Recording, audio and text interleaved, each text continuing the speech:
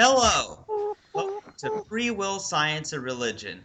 I'm Chandler Klebs, and I'm here with George Ortega, Trick Slattery, David Joseph, Wsdtime, and Quayd. And the guys are going to talk a little bit about politics of the situation and things like equality and fairness, socialism, capitalism, all that fun stuff. I love it when these guys talk, and they know much more than I do. So, how would you guys like to start out? Chandler, let me just frame it in terms of like, what is that? What's that noise? Wait, y'all can actually hear that?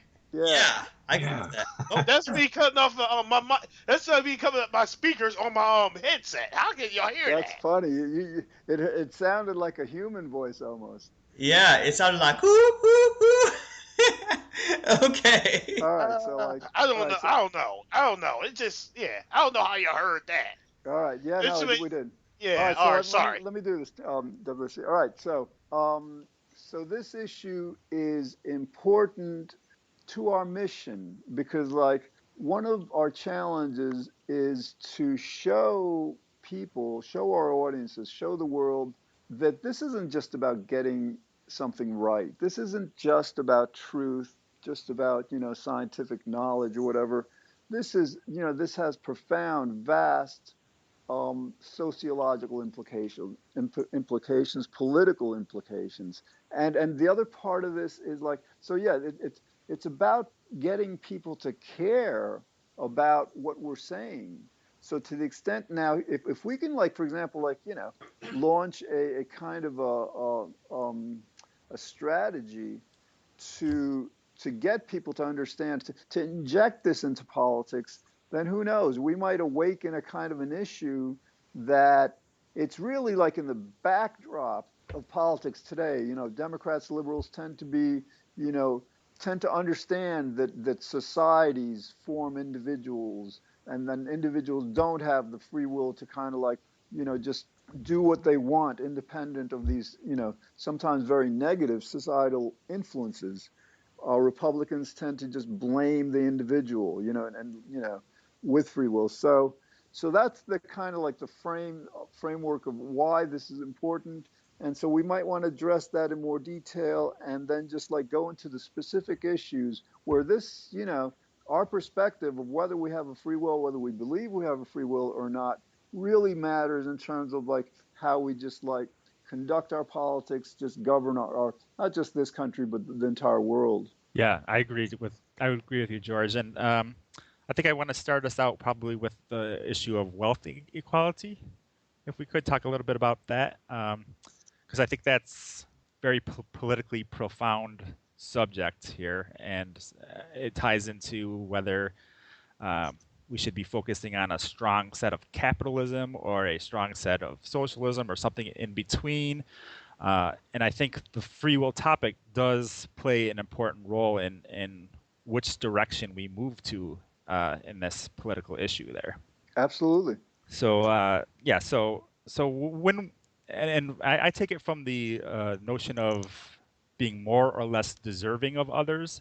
So I think once people get this idea that another person is more or less deserving because of what they have done or accomplished, then we create what's called these ownership rights or certain property rights, and it's the kind of the foundation of capitalism, right? So people do things to create value, and they obtain ownership of those, and we kind of understand why we have to do that, right? We understand that it creates incentives and all this other stuff to do this, but on the other end of the scale, it creates these kind of extreme cases where you have the wealth inequalities that we see in, like, say, the United States, where 1 to 2% own the majority of all wealth, right? So you have all these really bad imbalances due to this idea that those people up at the very, very, very, very top are deserving of what they actually have just because of the fact that they've got to where they got to. So Yeah, and the other part of that trick is then the people at the bottom, the very poor, who are poor, because of circumstances completely beyond their control. Imagine being born, into a really bad neighborhood with parents that have been discriminated against, and then society expecting them to achieve as well as, for example, somebody who's born, with a silver spoon, with everything given to them. So basically, the other part of this is we blame poor people for being poor, and that blame is really founded on the belief in free will. So it's really harmful in both of those, both of those polarities.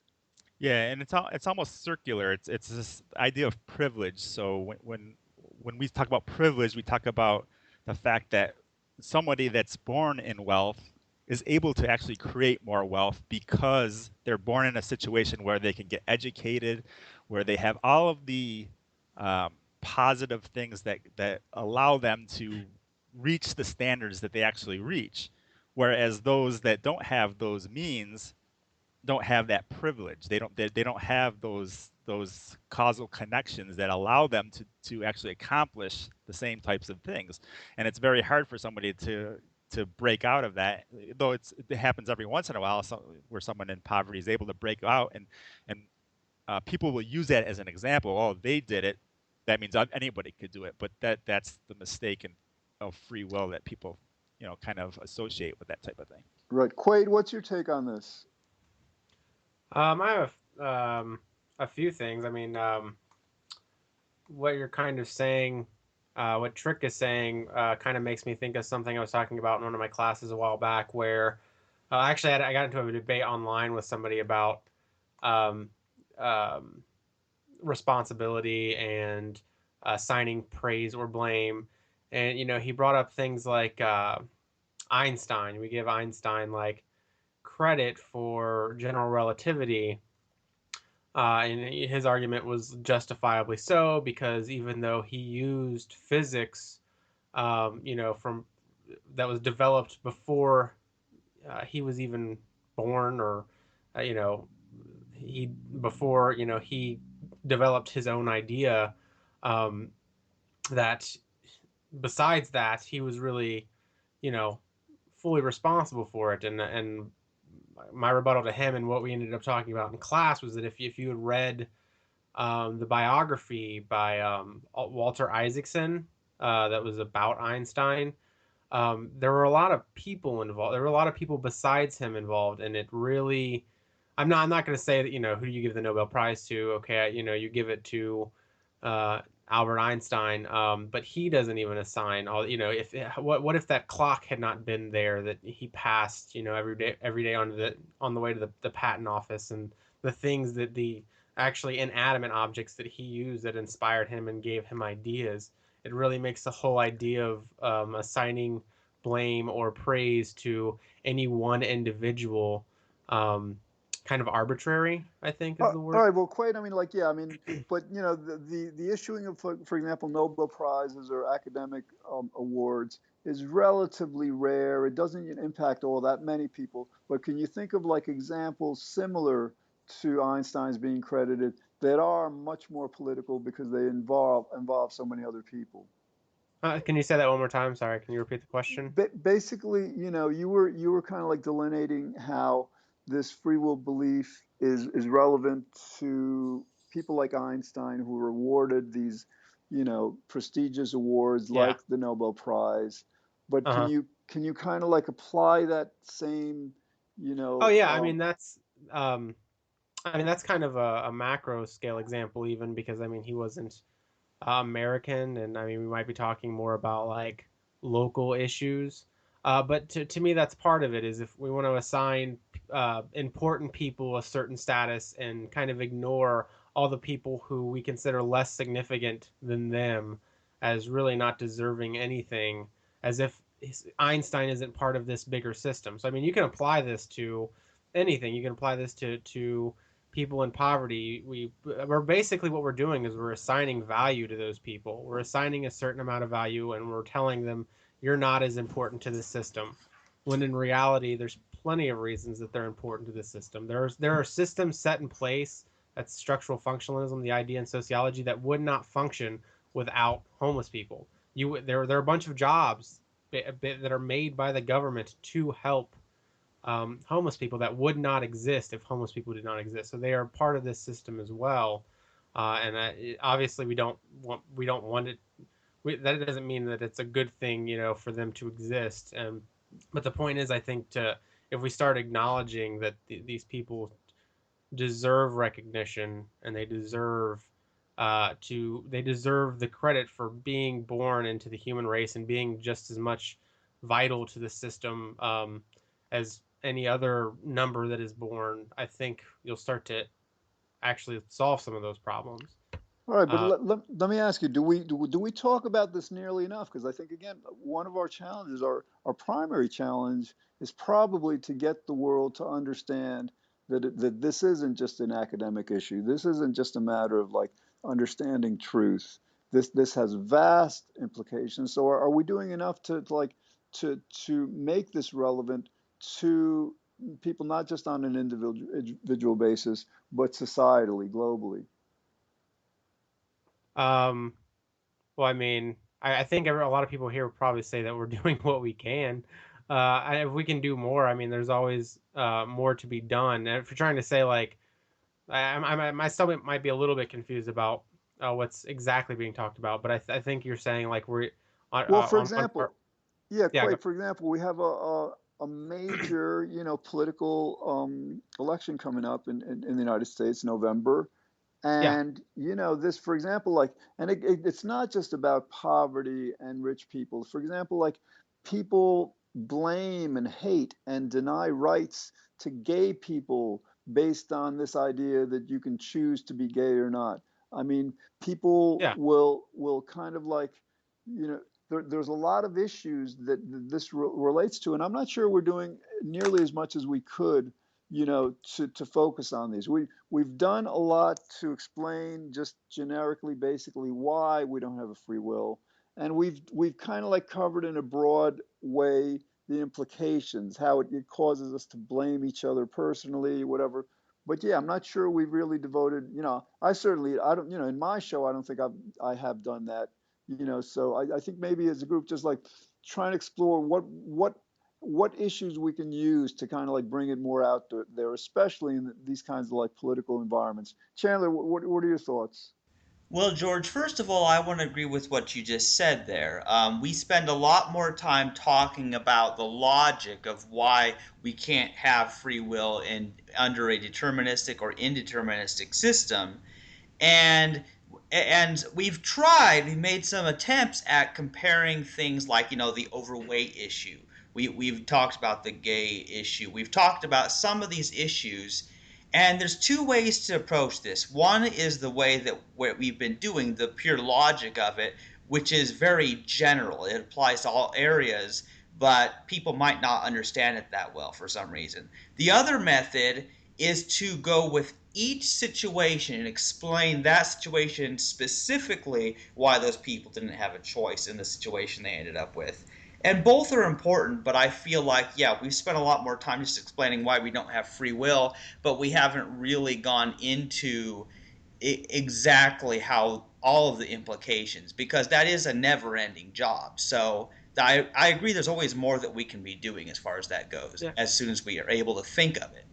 Yeah, so Georgia, are you wanting to look at like disenfranchised groups, like smaller kind of minority powerless groups? Is that what you're saying? Is we need to have more of a discussion about because I mean you're saying political, and that's obviously those are people that are very important when you live in a democracy with a constitution, is to look at those disenfranchised groups and ask how are they being treated unfairly.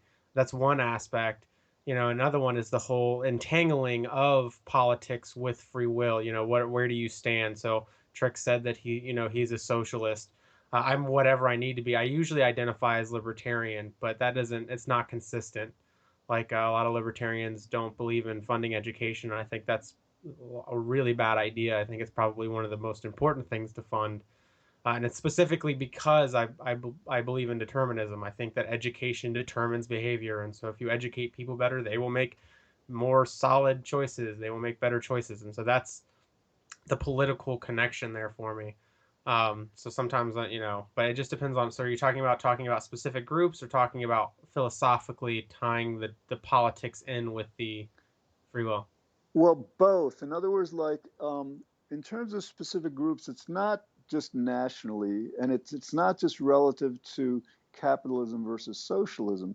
This is global. For example, like 1 to 2 billion people on the planet live on $1, $2 a day, and the Hmm. rich countries basically justify their ignoring their plight by saying, well, their parents shouldn't be having them, they can't afford them, these people are lazy, these people should be working, and all these Yeah. kinds of justifications are predicated on the belief in free will, on the fact that they have a free will to do, to rise out of poverty, and they're not.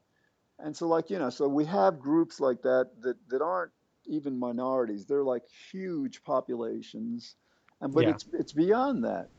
It's beyond that. It's like, for example, my most recent book dealt with the issue of climate change denial. And if we understand denial as an unconscious defense mechanism I'll be that, back. all right, that protects people, individuals, from information that threatens their self identity, their self image, then I think we have to kind of like speculate, theorize that when scientists are telling people that, my God, we may destroy civilization over the next 100 years, and people believe in free will, what people are hearing is that, oh my God, I and my friends and my family, we all are such horrible people, and the problem is, based on the free will belief. And the problem is that people can't hear that psychologically. So again, they unconsciously go into denial. And this over 50% here, at least here in the United States, denial that climate change is happening, that human beings that are causing it, may to a great extent, to maybe 20, 30, 40%, you know, um, percentage of the rationale, of the reasoning, be caused by this belief in free will. So again, like, it's the need to find these issues, to enumerate them, and then the second step is to just then present them in much more detail and over, because, like, just as we have to present over and over why we don't have a free will, we also have to present over and over why it matters to us, sociologically, politically, as a world. Yeah, Hey, and I think. Sorry, go ahead. oh yeah, what I was gonna say is, George, it's not so much minorities that are discriminated against. Sometimes it's majorities, or that are discriminated against. I mean, well, like for example, like women aren't exactly a minority. There's about as many women as there are men, and yet women have historically been treated really bad in every. It's not just a country specific thing. And I think that's an important thing, is just looking at weird stuff. Like, my mom knows a lot of music history, and she knows how women were not allowed to publish their music. There were composers that had to publish their works under their brother's name or some other male relative, and how they wouldn't let women sing in choirs, so they would castrate the boys so they would stay soprano. And it's like, clearly being a woman puts somebody at a disadvantage. It's not Right, as but bad now as it used to be in some places, but right, but Chandler, we do have to make a distinction between other rationales for discrimination and free will belief based discrimination. In other words, like, I think people genuinely believed that women were not as capable as men, were not as intelligent and all. And, now with more women in law school and medical school here in the United States, and with women outperforming men, students in science and math, those rationales no longer apply. But, we have to really distinguish between, you know, different rationales for discriminating and the rationales that are free will belief based. well, that brings up a question, George. Are there are is there any good times when it is good to discriminate based on a logical reason? Yeah.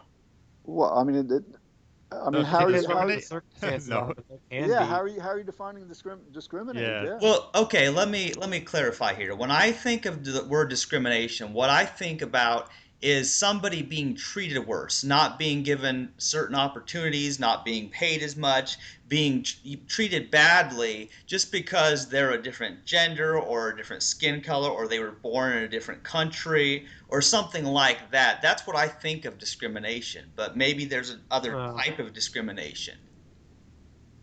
I would say Quay, no to that, but I think that I mean, the cops discriminate. You know, they give, and they do this in a bad way. They do this in a harmful way too. But sometimes they do it in a very good way. They give a general description of what somebody looks like, and then you, looking at a crowd of people, have to discriminate who fits that profile most accurately so that you can catch the right person. So Well, that's discrimination. isn't that just basically describing something? Well, you have to discriminate different features, but that's the just by the word discriminate. You're discriminating different features in order to. Like for example, it's like that game. One of these is not like the others, where there's a whole bunch of different pictures, and one of them is different than the others, and you have to pick out which one it is. Yeah, but Yeah, you got to understand that like even in like airports nowadays they try not to profile. That's the reason why they do these like um, random checks rather than yeah, profiling specific people of a specific race. Though they do it to an extreme, like they might randomly do some old lady who's obviously not a terrorist. So I think there's certainly yeah. lines somewhere that So we're going we to need to yeah, take. because we're going to what off of what Sam Harris has gotten a lot of crap about what he said about airports and discrimination. So I think that's Yeah, but I think this is a different issue. I mean, I don't think it has much to do with discrimination because of people's belief in free will, whereas like the wealth inequality has to do more to do with whether someone deserves the wealth that they get, or someone is less deserving, or someone some poor person is less deserving because they haven't reached. Here's the thing is it is kind of related because since there is inequality still to a certain extent, people of a certain race or gender or religion or nationality might not have the same educational opportunities, and therefore that is part of the causality as to why they're more poor than someone else. It's like people think that that person could have chose to be a different skin color, chose to be a different gender, or choose to be born in a different Yeah. country. Well, then that probably has more to do with like sexual orientation and things like that George mentioned earlier, because those things people actually do think people have the free will to change or whatever. Some people that don't understand how psychology and genetics work, basically. Yeah, I get what you're saying, Trick. Like they make a distinction and they think that, oh, well, you can't choose certain biological features that we identify, but they think that people have more of a choice in their behavior than they do that somehow. Right. yeah, and that's so. For example, like Kasich, a Republican candidate for president, just recently over the last week, kind of like it's in the CBS News. I'll see if I can get the link. He just admitted that that gay people are probably born gay. And so, like, this is like these kinds of opportunities, these kinds of statements provide opportunities for us to just, to go with them and just like to use them to explain why would Kasich say that, and I'm actually posting the link here so you guys can see. Um, so this is just one example. Like, if we use these issues that are already in the news, and I think this is a powerful vehicle for them to just like explain to people why people say that, and why it's relevant to the free will issue. yeah. I But think go ahead. I'm sorry. um, I just to go off. I hope I'm not. This isn't too far of a tangent, but I think it's important. We're talking about politics, and we're talking about disenfranchised groups, and we're talking about majorities and injustices and changing people's minds. And I think that one of the so you had talked about people attributing certain behaviors by certain cultural behaviors to the person and blaming it on them and saying that they're solely responsible. But we also I think it's important to acknowledge that this happens with Republicans too. like by liberal people. And I there's a lot that Republicans do, which we can still say are wrong and kind of I don't know, vile in some circumstances. I can't think of a better word right now to sum that up. But also acknowledging that they too are the product, I think, gives us a one up on them. Because where other people, this happens a lot with people, with liberals, with anybody. Like you talk to somebody like uh, um, well, yeah, Richard Dawkins, for instance, he won't talk to creationists. And if you ask him why, like most of the time, to me, he just seems frustrated. He seems very upset by them, and he doesn't think that it's worth his time.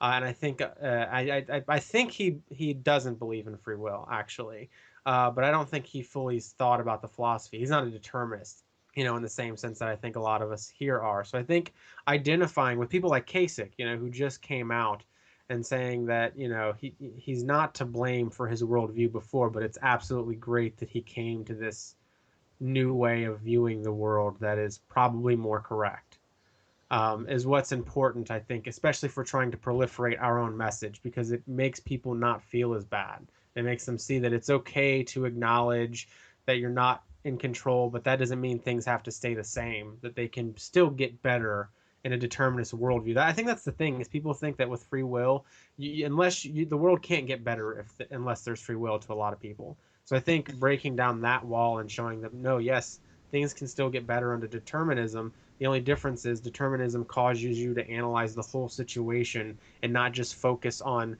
one age. That's, again, you look at Einstein and you say he came up with that, or you look at a per person and you say that person is the culmination of all his choices. He is the arbiter completely.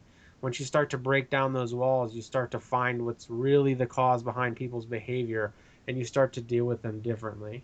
Yeah, Quaid, what you said is very important there. Once you understand determinism and you analyze those causes, that often leads to a change in our behavior and how we react to other people's behavior. And that's why I think change for the better happens through understanding determinism. And that's a point I often try to repeat so people don't mistakenly think that we're saying, oh, that things can't improve or something. And Quaid, I think the other very important point you make is that you're right. It's not just Republicans. I mean, I think liberals, Democrats tend to, in principle, understand this better than the Republicans. But in terms of like the politics, which is often contextual and just like thrives on blaming. Democrats will blame Republicans for being callous, for being indifferent, for being unfair and all. And so who knows? Maybe if the Democrats were to adopt this kind of more mature, more truth-based perspective of, yeah, well, listen, and it's actually a more religious perspective. When you think of Christianity, fine, these Republicans are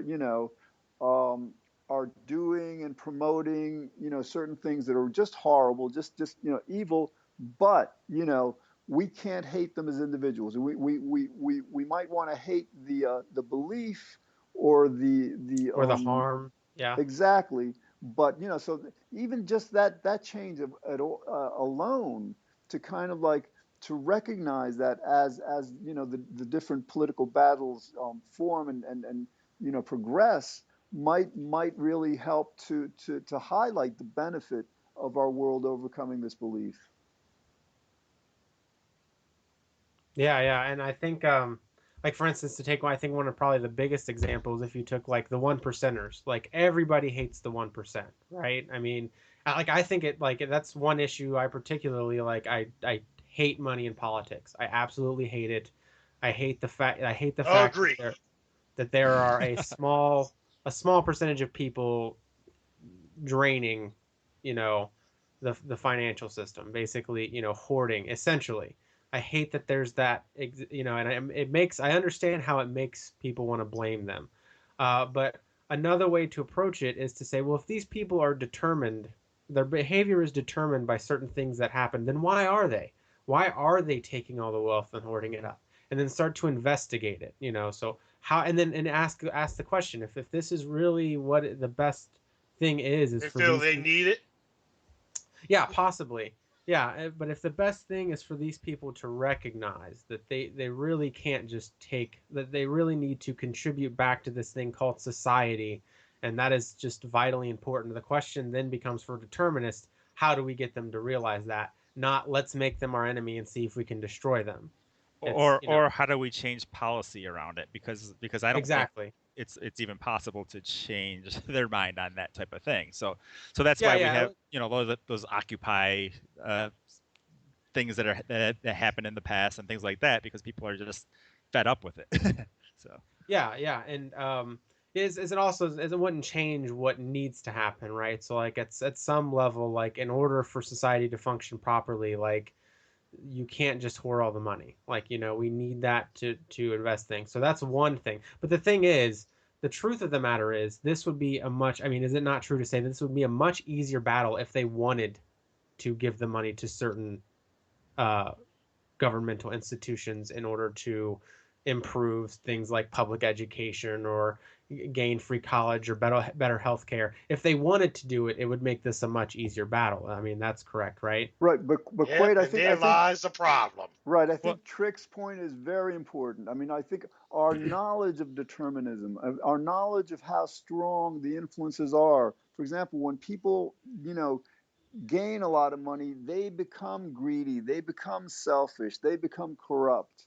And like our understanding of this deterministic, this causal process would, I think, inform us that yes, it would be kind of like somewhat naive to expect that they are, likely to change their ways. So as Trick was saying, I think we have to find ways to basically disempower them. Not to go off the topic too much, but my most recent book, Climate Rescue Capitalism, is basically about that. I mean, it's geared toward climate change, but it's really it pertains to any social cause. The idea is like, how did the 1% get really rich? They got really rich by selling people products.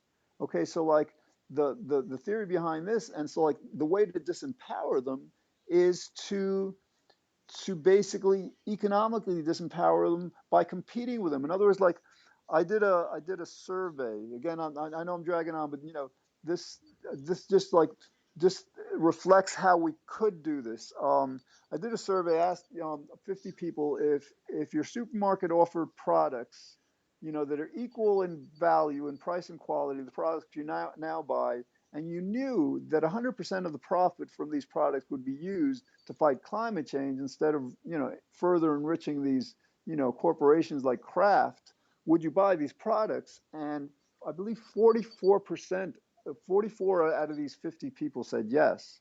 So basically, the wider point is that we can't expect these rich people to all of a sudden, find religion and you're just, become good people. And so we have to look for ways to take that power from them, through a variety of means. and that's why this topic is so important, because it ties into, if everybody started understanding this issue, then that's how policies change. Because I think it has to go through policy change. I think we have to not allow unfettered capitalism to just go unabided. Basically, we need to actually have limitations on wealth, on the amount of wealth somebody can actually get. So Yeah, Yeah, yeah, I perfect. understand. I understand what you're saying. I understand what you guys are saying. Just sorry, just to rebuttal a little bit here. Um, uh, to me though, it's still significant because I understand. Like, yeah, there's practicality, but the whole premise of a lot of this is getting people to recognize determinism, right? Um, and a lot of that has to do with behavior. Like, I agree with uh, you, George. I agree that it seems more unrealistic, or even is unrealistic. But it is it not the goal though to get people to behave differently? Like, that's my point. Is like, and this was a criticism of liberals in general. So again, I agree the things that happen, if we have to do it through policy, which we likely will, of course. we're going to do it through policy. We're going to, again, if we need the money in order to, and again, it's a principle issue. There's a lot of different moral issues going on with the 1% that need to be dealt with by the people no matter what. But there's still people, and the thing is, like, and this isn't just them, this is for everybody. Like, if we want people to stop resisting change, which is the biggest thing, that's why a lot of people say Hillary Clinton is necessary right now. It's because the change from Republicans is so resistant that we need to put somebody in who's gotten millions of dollars from corporations and is really not that liberal, like is more in the middle than certainly other candidates that are out there. But she, for some people, is necessary because these wheels are not greased, because we haven't even started to look at how do you get people to change fundamentally. Like, what's the science behind that? Not again, I understand that it's unpractical to expect it to change tomorrow in some way, but it needs to start being looked at, especially if we're worried about changing systems faster, which is needed, especially when with calamitous events like climate change. That's something that has to change very quickly. Yeah, but Seems that's to the me. thing about her. You really think she's going to change that? Well, Oh, actually, I mean, like politically, she can't because the Republicans are still going to have the filibuster power in the Senate. So anything she proposes, will not get past the Senate. So, like, even if she was like more liberal than Sanders, that these are yeah. the political realities. Right. Yeah, but I feel like that she wouldn't try. I feel like that's one of the things that she probably would. I'm more concerned about her not getting money out of politics. I mean, everybody thought that she was being driven left by Bernie Sanders, and I'm like, Yeah, but that's the thing. well, She's bought by these. Yeah, yeah, yeah. I mean, and the thing is, something that's not talked about is Obama made a lot of the same promises and never did them, and it's a very important. I mean, that Princeton study came out. We know for sure that policy does not change according to what people think. It's what the 1% thinks. It certainly shouldn't be like that, right? I mean, but it is, yeah, and they own us, and we need to use every means available in order to take that power back. I'm Right. just saying part of that might be convincing. Part of it. I want to Not, make one clarification. While policy is generally the way things change, it doesn't have to be that way. In other words, like, for example, with this climate rescue capitalism idea, this idea of competing, of creating new companies that are going to donate their profits to ending poverty, to addressing climate change, to medical research, to whatever it is, if these were to take off, this requires no policy. In other words, the only government involvement that might be actually beneficial is if the government would be a watchdog organization, so that these companies that are pledging to donate 100% of the profits actually would. So while policy is generally the way this can be done, there are ways, again, because we have to keep in mind that the only reason the rich have control over politics the way they do is because of their money. So we kind of like minimize their money advantage. All of a sudden, their political power vanishes. yeah. Who does that though? I mean, who? So, Well, is interesting. this are these private businesses doing this? Quite, it's interesting because, like, yeah, if you ask most people say, a company could not last a year or two giving all their profits away, right? But Uh, fortunately, we have this example of a company that was founded here in the United States in 1982, I believe. It's called Newman's Own. It was founded by Paul Newman, the actor, and his yeah. neighbor. And this organization, that's exactly what they do. At the end of every year, they give all their profits away, and they've been like around for almost 40 years, and they have donated over $400 million to thousands of charities. And the reason that's important, because I use that as a prototype of a company that actually not only exists, but it actually has thrived and grown under this model. Hmm. So is it just getting people to recognize that you can run a successful business under those much more altruistic premises than Right, other? and Quayd, there's actually another component with not-for-profits, at least here in the United States. It's kind of like a standard that of all the donations they receive, they're it's acceptable for them to devote 20% of those donations to quote unquote operating expenses, which includes salaries. So, for example, like translate that to a company like this. For example, Paul Newman's was run by only 4 people, and let's say that Paul Newman's company was like donating far more than let's say $2 million a year to many charities. So let's say you have a company like this that's run by 4 people, and it's completely possible because, like with the Newman model, his products were all outsourced. He didn't have factories. He just he outsourced all the work.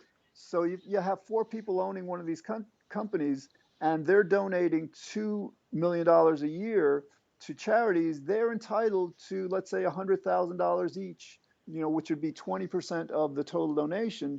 So, Quayd, I think the point I'm making is that like it wouldn't just be an altruistic endeavor. It would be like entrepreneurs, young entrepreneurs who want a kind of like an advantage over these conventional companies in offering new products. They could use this model to gain these much higher market shares. Yeah. But again, we're kind of diverting. Let's get back to the free will thing.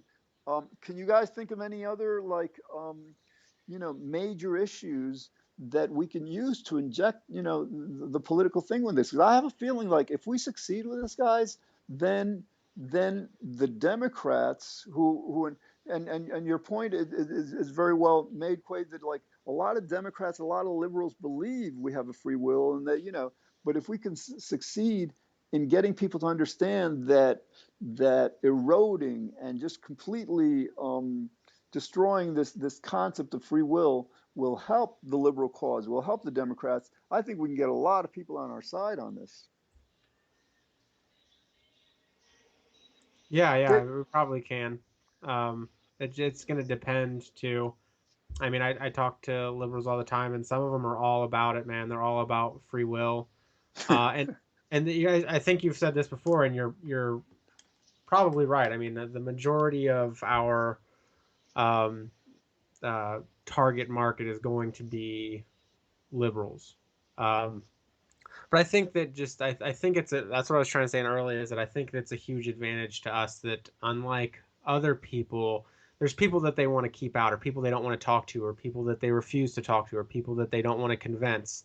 And that's just people who see people for who they really are, which is just a culmination of other things that were outside of their control. We can then, once we get to know a person so well, figure out hopefully better how to tailor the argument to that specific person in that specific group, whether it be conservative or libertarian or socialism or Norwegian or African. You know what I mean? Like you can expand it with the.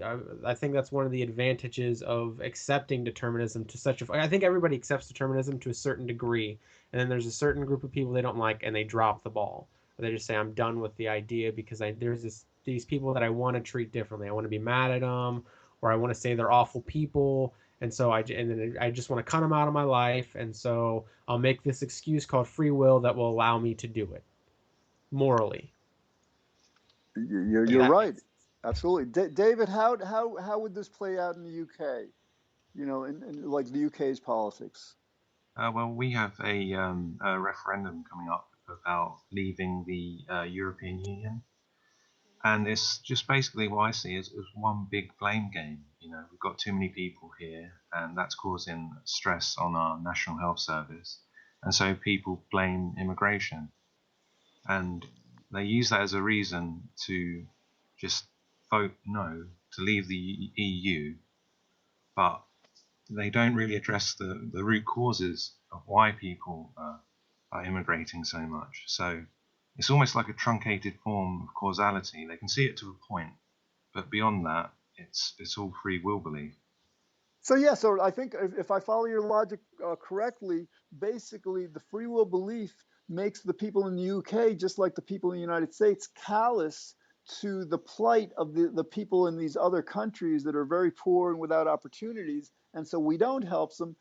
So we create this emigration from those countries problem. They immigrate to our countries, creating the problems. But the root cause, is this, seems to be, to a great extent, this free will belief that is blaming the poor and justifying not helping them. Now, Quayd, I think, your point also is important, that like people are using this free will belief to justify their own hatred.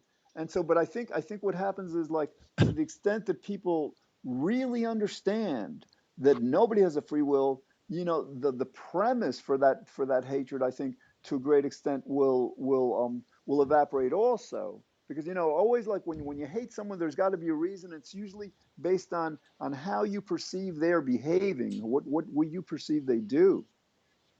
Absolutely. I would also like to jump back to the idea. Was it Quayd? Did you bring up the idea of competition I think that in was relation George. to George? Who's it? George, sorry. Yeah, I was going to say, do you not think that competition kind of promotes the idea of free will? So when you've got these businesses, even though they're donating money, they're still kind of promoting this idea of competition, and certain people are deserving of their situation. Whatever they can make, they Well, Trick, deserve to make it. Trick, how would you answer that relative to socialism, and capitalism? Well, I think, yeah, well, capitalism basically is based on this notion of competition, basically. But what it does is it creates this kind of survival of the fittest type attitude. So it's kind of irrational that way, because the people don't, at the lower end, don't really deserve what they, the low scale area that they get to, basically. So, yeah, so. This creates this atmosphere of survival of the fittest, and those that aren't fit enough to survive don't really get thrown a life, a life preserver, basically. But I think you mentioned this before, Trick, that basically some competition is advantageous. In other words, Right. like, it's because we don't have a free will. Because we don't have a free will, we're programmed to seek pleasure and avoid pain. Expand on that, Trick. Well, I actually think that once everybody understands the whole, free will, lack of free will thing, that we won't need this idea of incentive as much as we do right now. I think the fact that we need these incentives is because of these free will psychologies that people currently have. So, and I don't think that's going to go away anytime soon, like, because it's such a pervasive feeling. So we need those incentives to drive, certain actions, basically. And think about it. But we Go have ahead. we have to be careful of extremes, right? So at this point we can say, oh well, free will doesn't really exist, so let's be careful, and let's say, let's put a cutoff on extreme imbalances between the two. Yeah, I was gonna say, like, isn't part of the reason that this is so kind of nefarious is the fact that it's not just that people are competing and failing, it's that they're competing, and what they're losing because of competing and failing is really their life in some way, like their ability to provide for their families. I mean, if you could provide the fundamental basis, education, if you had access to all the things that you need to be kind of content in your life, and then there was competition, would it be, it's just like you do things not because you're afraid of not feeding yourself, but because you generally take in you genuinely take interest in them, and you want to compete with somebody else who's trying to make the same thing you are. Is that such a bad thing? I mean, if you're running a race and you just like to race, you're not doing it because you're running, from the police or from an animal. You're doing it because you like competing and you like the adrenaline of running next to a person. That's a lot different from competing, and the what is on the line is that you could end up losing your house or your car or any of those things. And Right. we gotta understand that there's a certain level, like in Ontario, where I'm living right now in Canada. They're starting this thing where they're going to do a guaranteed basic income. They're looking into trying to do this, which is a guaranteed basic income for any one living there, basically. So that's just the basics, so you can have food, shelter, clothing. You know, it's a guaranteed basic income, regardless if you decide to work or decided, you know, regardless of work or anything like that. That's just the basics. And then if somebody wants more than that, then they have, you know, that's where incentives come in, basically. So you want, you know, you want that nice car and you want certain things, then That's yeah. you work to get those things. But they're guaranteed, they'll be guaranteed a basic income. And I think this is something where the free will belief kind of leads to, is this idea that people really should have these basic incomes, you know, just because they don't deserve uh, the poverty levels, and plus, once they're out of poverty, they have more chance of getting to a place where they can actually increase their education and things like that to a point where they can make more money. So Yeah, and an interesting, even though, this belief in free will, competition, basically encourages industry and ambition and all, even though it has some positive benefits, it actually, it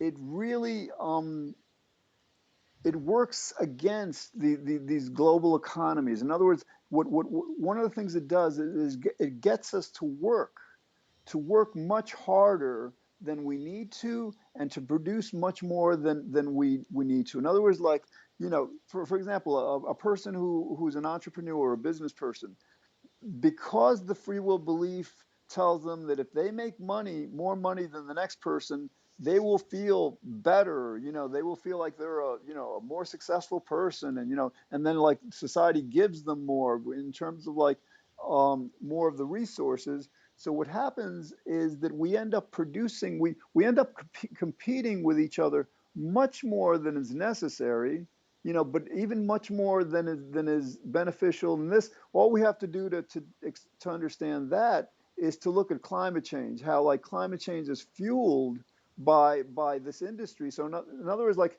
if we cut down on our industry, let's say by a third, you know, um, and this third maybe is attributable to this competition, to these things that are being made but aren't necessarily, you know, they're not needed. Then we might be able to kind of like be much more conservative in our use of resources. So yeah, so like while this free will based, reward and punishment is absolutely necessary, because it really is. We are hardwired to seek pleasure and avoid pain. To the extent we understand that we don't have a free will, I think it would constrain it within much more reasonable areas, or just like levels. yeah, Yeah, and we can also I? got to understand. Oh, I'm sorry. Go ahead. No, go ahead. You go ahead. I'll We say also got something to after. understand that um, the future isn't here yet. So once technology starts taking over, and jobs get replaced basically with technology, and that's, which is they say is coming soon, right? They say that Yep. technology is going to take over the workforce basically. And so once that happens, I think we really do have to knuckle down on this idea that everybody is equal. We can't allow some people to be at these extreme ends anymore once technology takes over the workforce. Yeah, because if that happens, everything's gonna fall apart. We keep doing the same thing we doing now.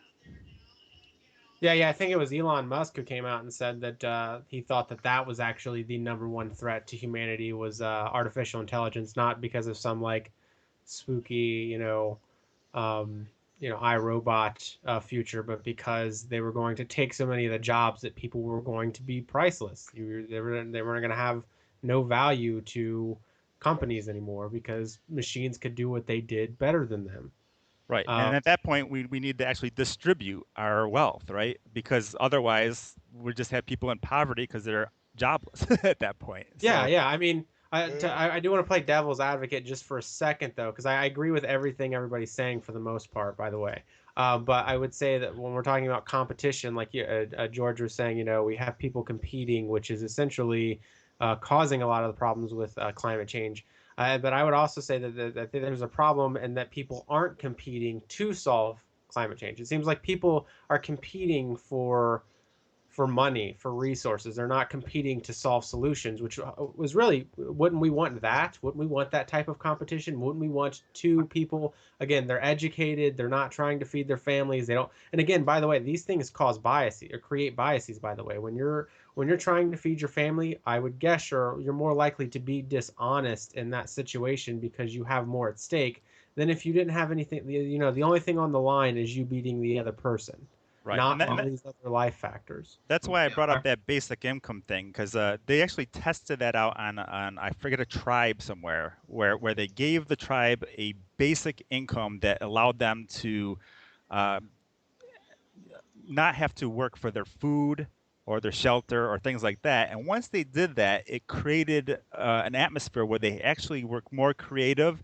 and were I able bet. to solve a lot more problems that were going on in the tribe itself. So all these problems get resolved once they already have this basic income that they don't no longer have to worry about.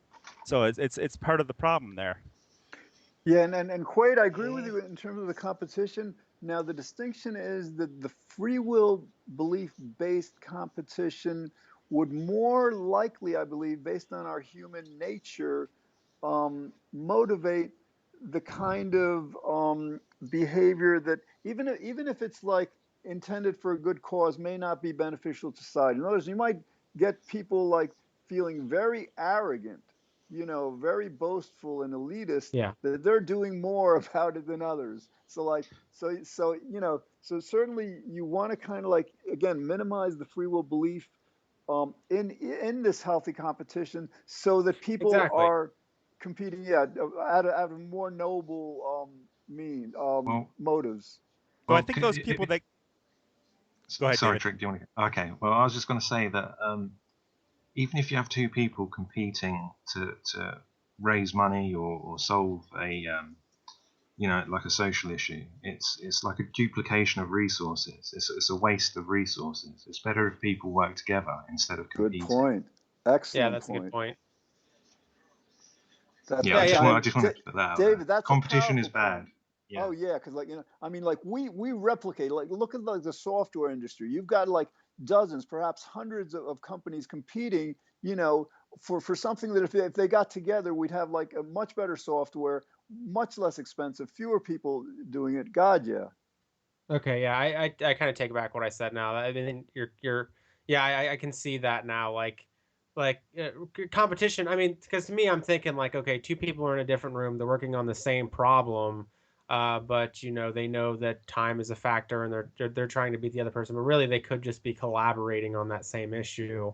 And I don't know though. Maybe that's something that would be testable then. Like, does time constraints and having the nerves of knowing that somebody else can beat you mean that you work harder or faster? Is that a scientifically testable thing? Yeah, maybe, but you got to understand that the people that actually have a drive to make the world a better place usually aren't doing it for the money. Like even doctors who make Yeah. a lot of money, they a lot of times they do it because of the drive to help people, right? So a lot of these things work out just based on that. Yeah, I agree with Trick there. When people have a desire to do something, it's not about the competition exactly.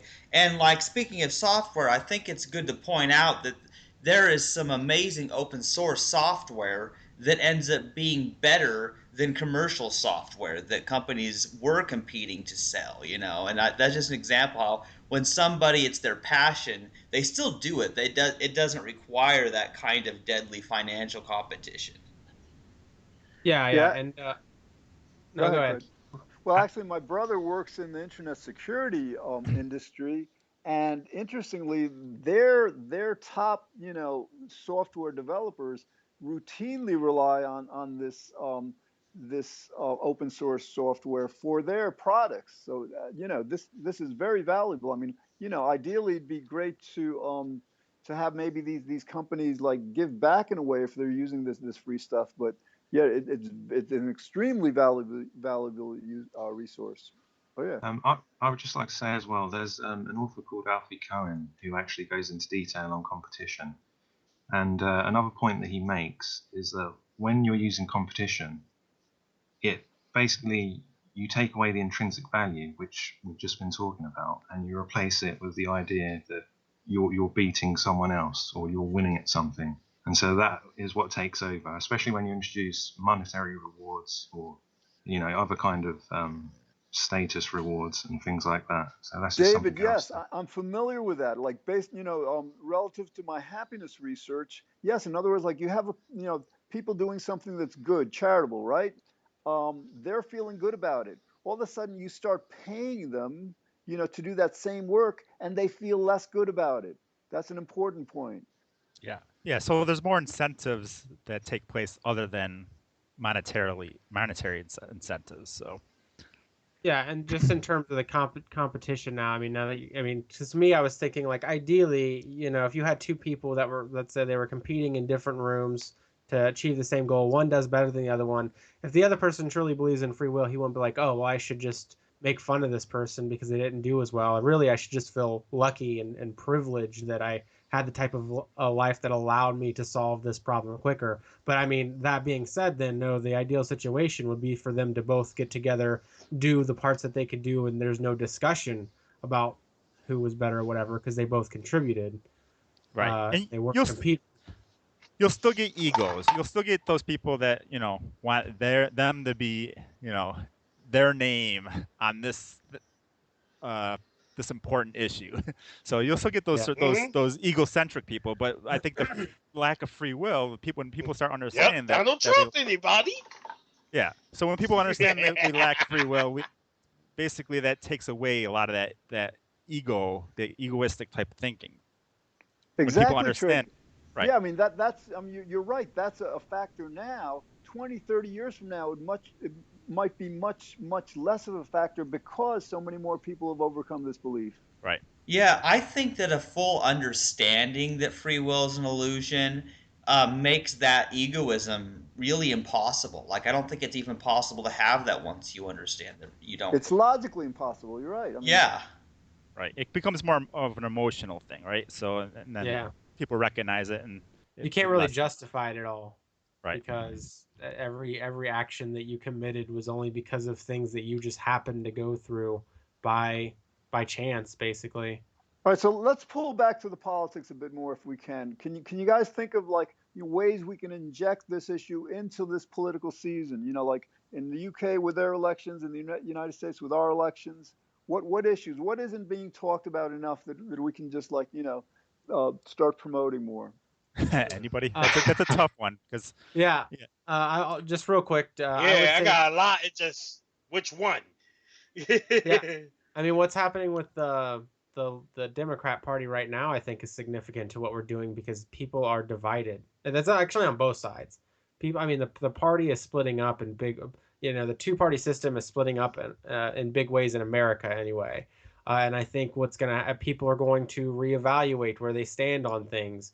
And if there's another base out there, another political system that is more in line with the idea of free will being an illusion, it would be a great opportunity to have a base of people to develop some type of political system around the idea that free will doesn't exist, and we should try to evaluate the how we want to run the country based on such an idea, or go with the Right. closest one to it Yeah. anyway. Like, And Quaid, just basically echoing, you're echoing in a certain sense what Trick was starting with the socialism. I mean, like the underlying reason that's not talked about, that's not that's not promoted by anyone, that's not written about in the press, is that the foundation, the foundation behind people, for example, who are for Sanders is this lack of free will. It's like, why do we want a more equal society? Why do we want to provide benefits and opportunities for everyone?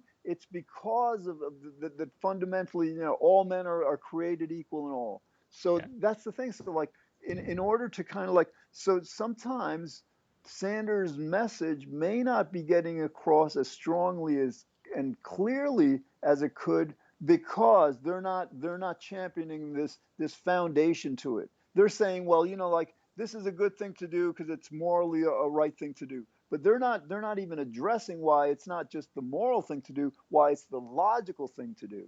right. Plus Republicans they're keen on using Dickhead. well, they're keen Yeah, the no socialist no thing. they're keen on using that whole socialist thing, right? They equate that with communism, which is incorrect.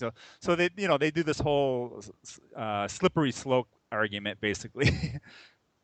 Yeah, yeah, and I think that's it's going to be a perfect. I mean, Bernie Sanders supporters. I mean, I'm a Bernie Sanders supporter, so I guess since we're talking about it, but people like me are out there, and we're looking for.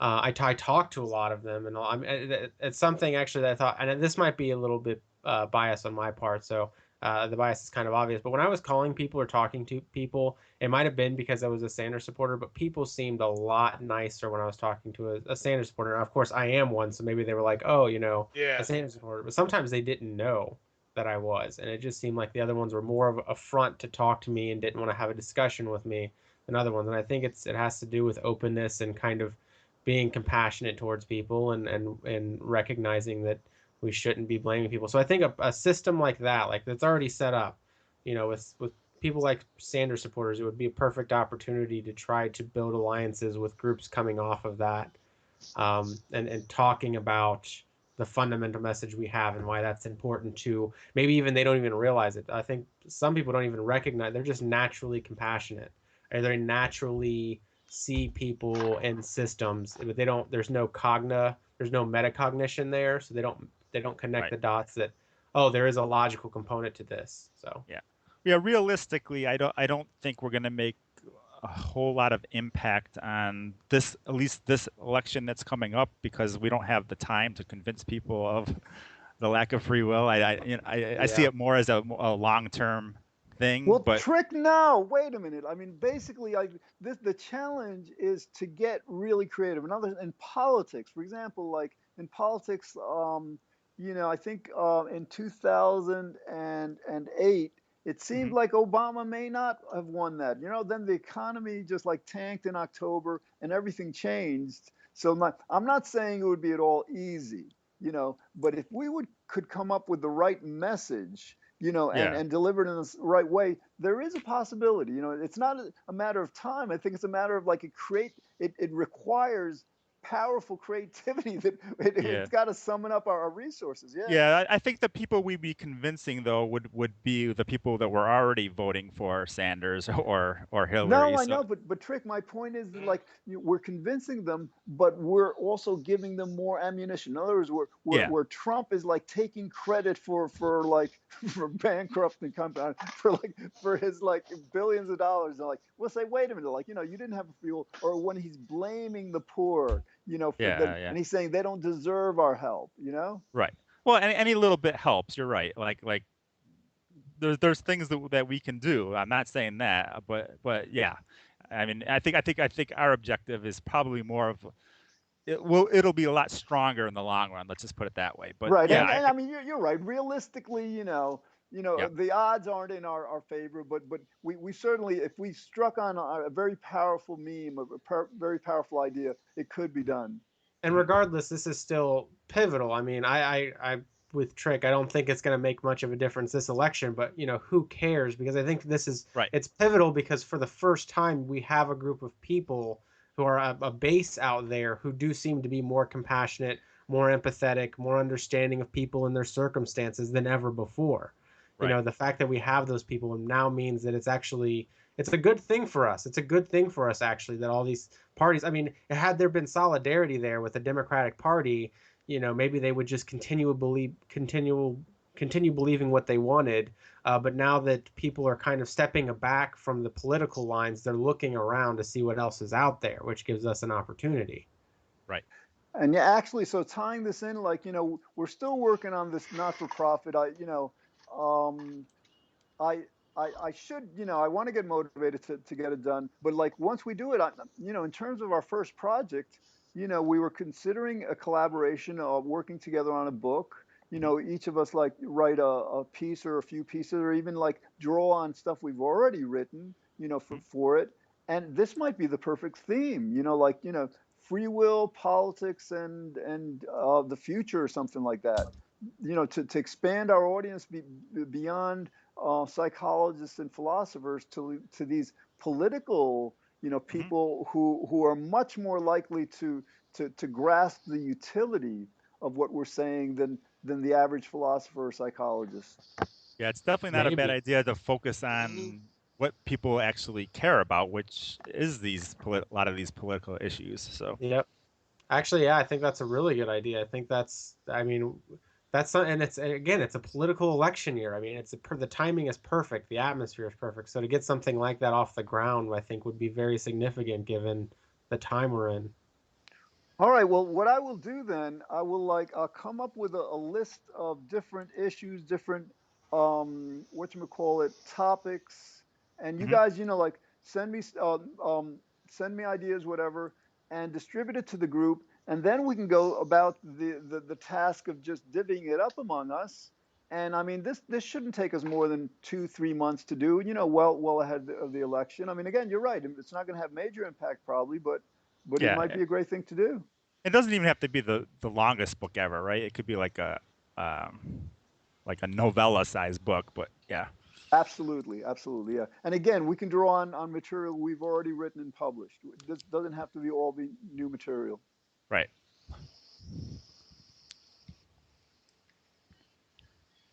So we ready to close it up? I think we've covered a lot of ground here. Yeah, yeah, this has been good, Yep. guys. Yeah, you talked about a lot, and I just let you guys talk because you know what you're talking about. Yeah. Same here. Yeah, I don't know American politics, but I'm all for everyone benefiting by understanding that free will is an illusion. So, yeah, if you guys are done, then I'll close out this episode. You ready?